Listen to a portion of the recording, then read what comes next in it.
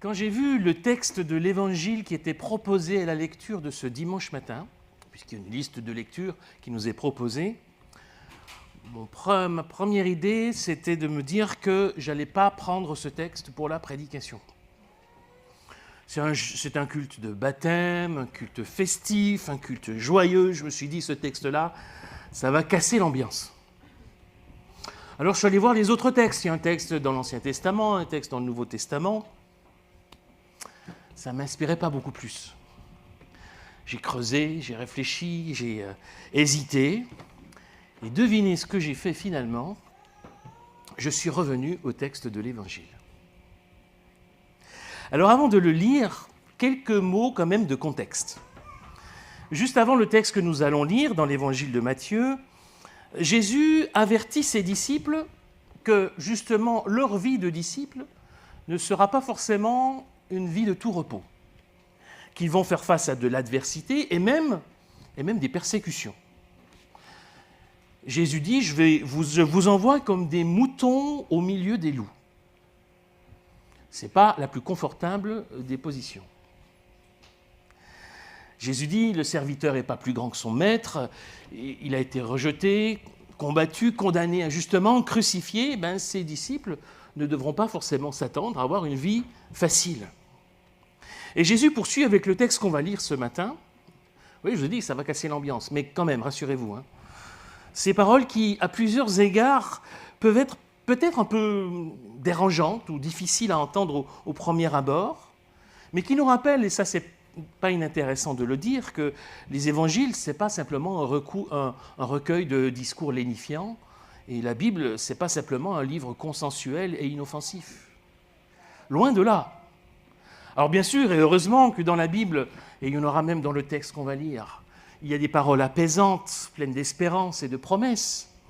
Mais il y en a aussi d'autres de paroles dont la vertu est ailleurs, pour être là comme un avertissement, comme une mise en garde, comme un défi à relever. Et on en a un exemple avec ces paroles que Jésus va dire. Alors je vais arrêter le suspense là, on va lire le texte quand même. Je vous dis, mais sur quoi il nous emmène ? Rassurez-vous, je vous le dis tout de suite, nous pourrons aussi tirer de belles promesses et de beaux encouragements à partir de ce texte.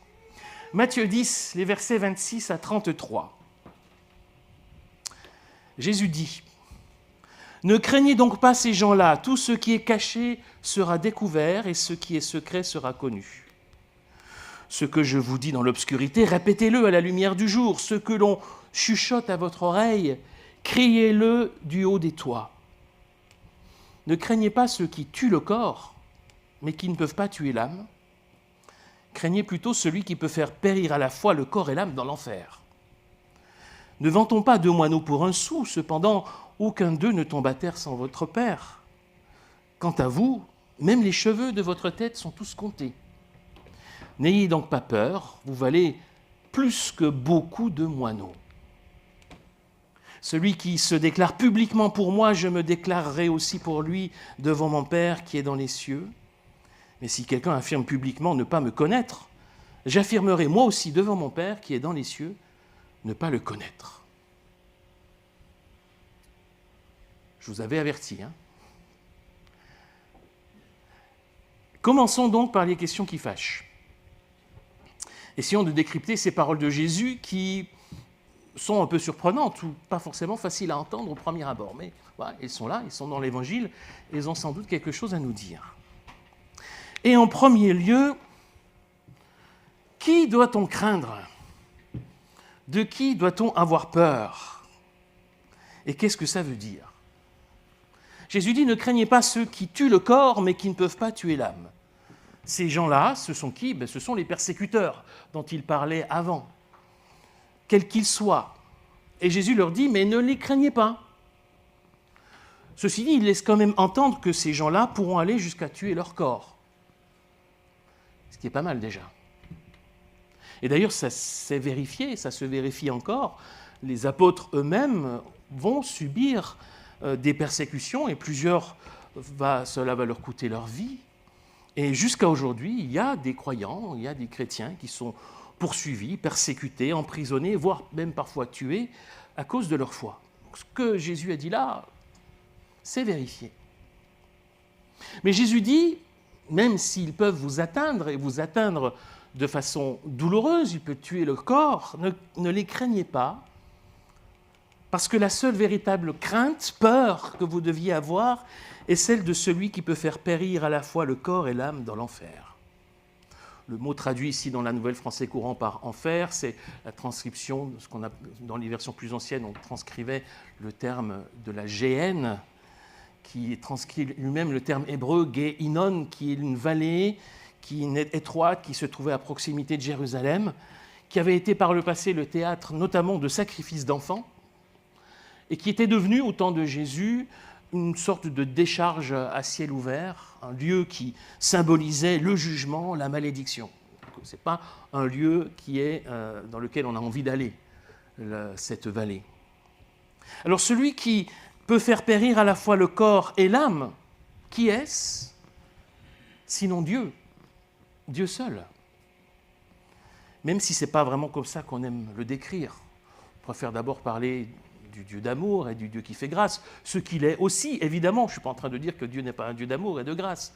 Ne me faites pas dire ce que je ne veux pas dire. Mais ici, c'est la figure du Dieu de justice qui est convoquée, qui lui seul peut faire périr le corps et l'âme. Vous remarquerez que c'est une possibilité. Il peut faire périr. Ça ne veut pas dire qu'il a envie de le faire. Mais c'est la figure du Dieu de justice qui est présentée. C'est lui qu'il faut craindre à cause de sa justice, à cause de sa toute-puissance, à cause de ce qu'il est. C'est lui et pas les adversaires humains, quels qu'ils soient, parce que c'est lui seul qui finalement sera notre juge. C'est devant lui qu'on se pose, chacun, chacune, et il est infiniment au-dessus de tout adversaire, de toute autorité humaine, quelle qu'elle soit. Voilà, me semble-t-il, ce que Jésus veut dire ici. Les autres paroles un peu dérangeantes de ce texte sont à la fin, versets 32-33, lorsque Jésus dit « Celui qui se déclare publiquement pour moi, je me déclarerai aussi pour lui devant mon Père qui est dans les cieux. Mais si quelqu'un affirme publiquement ne pas me connaître, j'affirmerai moi aussi devant mon Père qui est dans les cieux ne pas le connaître. » Est-ce que Jésus pourrait nous renier devant son Père? En réalité, je pense qu'il faut comprendre ces paroles comme une invitation solennelle à assumer publiquement notre foi. C'est ça l'enjeu. Quelles qu'en soient éventuellement les conséquences, et ça veut déjà dire beaucoup, puisque le contexte des paroles de Jésus annonce de potentielles persécutions. Mais souvenons-nous qu'un petit peu plus tard dans l'Évangile, au moment de l'arrestation de Jésus, un de ses plus proches disciples, un certain Pierre, va dire par 3 fois « Non, non, moi je ne le connais pas ». Il va renier 3 fois de suite Jésus, son maître. Est-ce qu'il a été rejeté par Jésus? Ben non. On nous apprend qu'après sa résurrection, Jésus va aller vers Pierre, lui dire « Est-ce que tu m'aimes, Pierre ?» Il va lui demander 3 fois cela, comme pour faire le contrepoids avec ce triple reniement qu'il a fait, pour dire « Oui, mais je te donne l'occasion par 3 fois de dire que tu m'aimes. » Et puis on tourne la page, on avance. Et tu vas remplir la mission pour laquelle je t'ai appelé. Vous voyez, la grâce de Dieu, la grâce du Christ est toujours plus grande que sa justice. Et donc, même dans ces situations-là, n'ayons pas peur. Ce qui ne veut pas dire qu'on doit trop arrondir les angles des paroles bibliques. Elles sont parfois là pour un petit peu nous piquer, nous titiller, nous mettre un peu mal à l'aise. Allez, pourquoi pas? C'est pas mal d'être un peu mal à l'aise parfois. De se dire, ah oui, qu'est-ce que cette parole a à me dire? Est-ce que j'ai besoin d'être un petit peu bousculé, interpellé par une parole? Parce que n'oublions pas quand même que la vie de foi, la vie chrétienne, la vie tout court est faite aussi de remises en question, parfois de moments de crise, où on a besoin parfois d'être un petit peu secoué. Voilà, je ne voulais pas laisser de côté ces paroles dérangeantes. Il faut les dire, il faut les entendre. Elles nous interpellent, elles peuvent être des interpellations utiles pour nous, peut-être nous remettre en question. On a sans doute tous à se remettre en question dans notre vie personnelle, dans notre vie de foi, pour pouvoir avancer, progresser, évoluer de façon positive. Mais je l'ai annoncé, je l'ai dit, je vous ai rassuré, et je vais le démontrer maintenant, il y a aussi de belles paroles de promesse et d'espérance dans ce texte. et qui viennent justement faire le contrepoint, en quelque sorte, de ces paroles qui sont là pour nous éveiller et nous mettre en garde.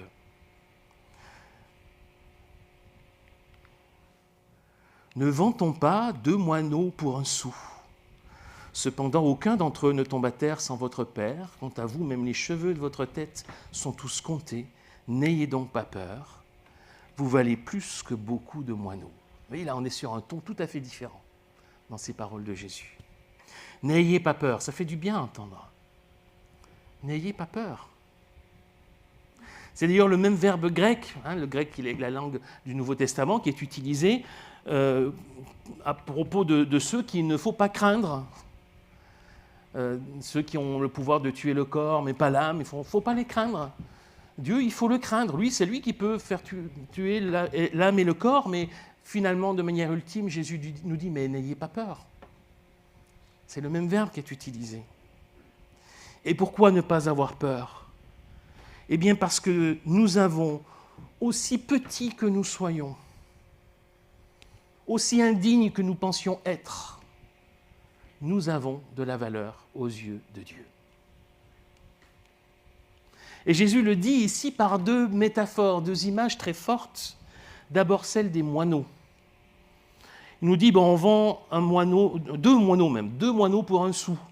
Autrement dit, pour 3 fois rien, quoi. Ça vaut rien. Sur le marché, ça vaut rien. Et pourtant, aucun d'eux ne tombe à terre indépendamment de Dieu. Alors si Dieu se soucie ainsi de chaque moineau qui vaut un demi-sou, comment est-ce qu'il ne se soucierait pas de chacun de vous, qui vaut beaucoup plus que des moineaux, nous dit Jésus. Cette métaphore, cette image nous montre la valeur que notre vie, de chacun, de chacune, a aux yeux de Dieu. Et il appuie cela par une autre métaphore, celle des cheveux sur notre tête, dont il nous est dit que Dieu connaît le nombre exact. Alors vous me direz, oui, évidemment, c'est plus facile pour certains que pour d'autres. C'est vrai, je ne donnerai pas de nom. Il n'empêche que il sait le nombre de cheveux. Alors, évidemment que c'est une image, il n'y a pas que les cheveux de notre tête qu'il connaît, mais jusqu'au moindre petit détail de notre vie, il le connaît. D'ailleurs, vous remarquerez que la métaphore ne dit pas seulement que Dieu connaît combien on a de cheveux sur la tête, il nous dit que tous nos cheveux sont comptés. Vous voyez, c'est un petit peu différent. Comme si Dieu surveillait sur chacune de nos têtes s'il n'y a pas un cheveu en moins, s'il n'y a pas un cheveu, ne serait-ce qu'un cheveu qui est tombé. Il les compte. Est-ce qu'il y a une plus belle image pour dire combien Dieu se soucie de nous, de notre vie, jusque dans ces petits détails? Alors, que retenir de ces paroles? Je vous propose pour nous de retenir un appel et une promesse. L'appel, ne craignons pas de vivre, d'afficher, de témoigner de notre foi. C'est quand même un appel qui est au cœur de ce texte, à la fois dans son aspect positif et dans les mises en garde ou les choses un peu plus dérangeantes de ce texte. Jésus nous appelle solennellement de ne pas craindre de vivre, d'afficher, de témoigner de notre foi. Et la solennité de cet appel dans ces paroles de Jésus veut souligner que c'est important pour le croyant, quel qu'il soit, de vivre et de témoigner de sa foi. Ça fait partie de son appel de croyant, de disciple. Est-ce que ce n'est pas ce que Frédéric et Laetitia ont fait ce matin, à travers leur beau témoignage de l'une et de l'autre? De témoigner publiquement de leur foi, de leur engagement avec le Seigneur, de dire haut et fort devant nous tous et nous toutes réunis ce qu'elles croient, la foi qui les anime aujourd'hui. Alors, c'est vrai, ce matin, elles ont pu le dire à un auditoire qui était bienveillant, je crois, prêt à accueillir et heureux d'entendre ce témoignage de foi. On s'est tous réjouis de ce qu'on a entendu ce matin. C'est vrai que ce n'est pas toujours le même type d'auditoire, entre guillemets, qu'on rencontre quand on est amené à témoigner de notre foi. On ne rencontre pas toujours de la bienveillance et d'un accueil sans réserve. Dans le quotidien, ça peut être parfois plus compliqué, plus difficile d'assumer publiquement notre foi. Mais il y a cet appel ici, de la part de Jésus. Certes, vous aurez des difficultés, de l'adversité, parfois forte, mais ça ne doit pas être une raison pour vous de dissimuler votre foi. Vous êtes appelés, nous sommes appelés à assumer publiquement notre foi. Alors bien sûr, avec prudence, avec sagesse, il ne s'agit pas non plus de toujours se tendre le bâton pour se faire battre. Dire sa foi en pleine lumière, ça ne veut pas dire assommer les autres de versets bibliques toute la journée. C'est pas ça, hein. C'est pas dire non plus de ne pas respecter la liberté de chacun et de chacune, au contraire, et de vouloir imposer quoi que ce soit. Là, on n'est plus dans le témoignage, on est dans autre chose. Mais il est important, lorsque l'occasion se présente, de témoigner sans complexe et sans crainte de notre foi. C'est ce à quoi Jésus nous appelle. Ça peut être un défi, une difficulté, mais c'est bien un appel qui nous est adressé. Alors, un appel, je vous ai dit, et une promesse aussi. La promesse, elle est celle-ci, c'est dans le Dieu tout proche que nous pouvons trouver la paix, quelle que soit l'adversité. Parce que c'est bien un Dieu très proche qui nous est présenté dans ce texte, un Dieu si proche qu'il compte jusqu'au nombre de cheveux sur notre tête. Une métaphore qui dit bien la valeur que nous avons aux yeux de Dieu, l'attention qu'il porte à notre vie. Dieu s'intéresse à chacun, à chacune d'entre nous. Et la foi vivante permet aux croyants de discerner, d'apprendre. Ça s'apprend aussi en fait, c'est aussi un apprentissage de la foi. Apprendre à discerner dans notre quotidien la présence bienfaisante, bienveillante de Dieu au plus proche de nous. Et c'est bien à cause de cette proximité de Dieu, du Seigneur lui-même qui a dit « Je serai avec vous tous les jours jusqu'à la fin du monde ». La promesse de l'Esprit qui vient faire sa demeure en nous, c'est à cause de tout cela, à cause de cette présence de tous les instants, que nous pouvons trouver la paix, quelle que soit l'adversité rencontrée. On a de nombreux témoignages de chrétiens qui ont dû faire face à une persécution, une opposition radicale très forte, et ont pu témoigner d'une paix, d'une sérénité extraordinaire, parce que c'est Dieu qui le leur a donné à ce moment-là. Eh bien, il nous fait la même promesse à nous autres, ici-bas, ici dans notre pays, ici dans notre contexte, dans le contexte de notre quotidien. Et c'est pour ça que Jésus nous dit, n'ayez pas peur. N'ayez pas peur, oui, il y a l'adversité, bien sûr qu'il y a l'opposition, vous allez en rencontrer, ce ne sera pas facile tous les jours, mais n'ayez pas peur parce que je suis là avec vous. C'est ça la promesse. Alors voilà, moi je vous laisse avec cet appel, avec cette promesse. L'un et l'autre sont importants. L'appel et la promesse sont valables pour toute personne qui place sa foi en Jésus-Christ. Mais peut-être qu'aujourd'hui, en fonction des circonstances de votre vie, en fonction de votre cheminement personnel, en fonction de là où vous vous trouvez et des défis auxquels vous êtes confrontés, eh bien peut-être que ce sera plutôt l'appel, peut-être que ce sera plutôt la promesse que vous avez besoin d'entendre. Je vous laisse voir, être à l'écoute de cet appel, de cette promesse, pour voir ce qui vous rejoint le plus. Appel aux promesses à chacun de voir, de discerner ce qui lui concerne le plus aujourd'hui, en se souvenant que l'autre restera encore valable demain. Amen.